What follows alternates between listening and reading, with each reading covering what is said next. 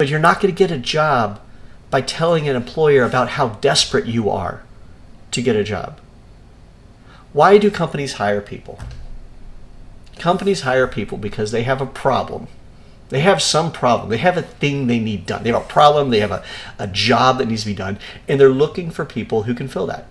So they're looking for someone with skills that can either already have the skills, or earlier in your career, someone that they think, okay, I bet I can teach this person that skill and they can do that skill for me. And therefore this problem I have is solved. And then I pay them money. They give me their time and their skills, and it's great. That's how it works. Nothing in that equation is a company going, but who needs this job more based off what they say? So when people are just bearing their souls in cover letters and initial interviews and telling everything about themselves, that's not going to do anything. Remember what you're there for. You're there to market yourself and to sell your skills, not your life, not your life story. Also, you need to be the one who does it. I'm seeing this interesting trend. I've seen a few posts where people are trying to get jobs for their significant other, friend, child, husband, wife, whatever it is. It's not them. And I just recently read a post where it's like, my husband was laid off 6 months ago. He's a 25-year engineer, and, all this stuff. But then she had to keep going and say, and we have 6 kids, and we're running out of money, and it's really desperate, and he's got to get hired, and he just doesn't do social media, so I'm reaching out for him. Please, please, please help him. Okay, that isn't going to do anything. Why is he not looking for right now? Yeah, you could argue, well, he's not on that social media. Okay, that's kind of odd, but still, he could have written the post. She could have shared a post and said, this is from, my husband's not on social media, but here he is. He could have written that post. It could have been done in his terms without mentioning the bills you have and the kids you have, because that's not going to change anything. It just screams desperation.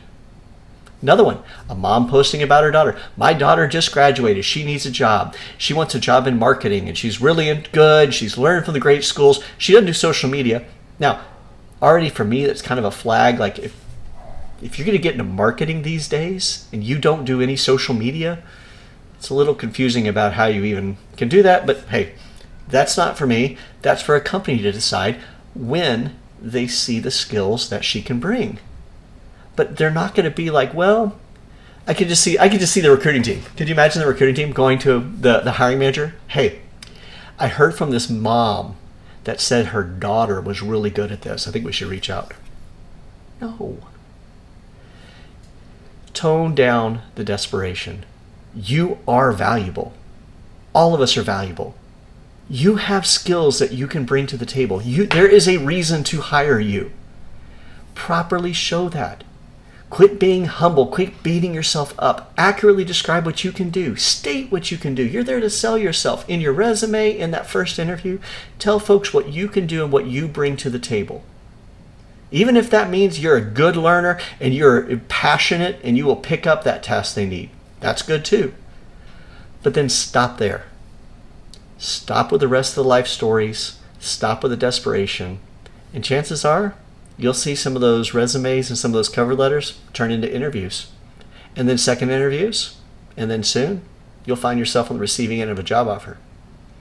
And the desperation. And having others look for you. And see how it goes. Give it a shot.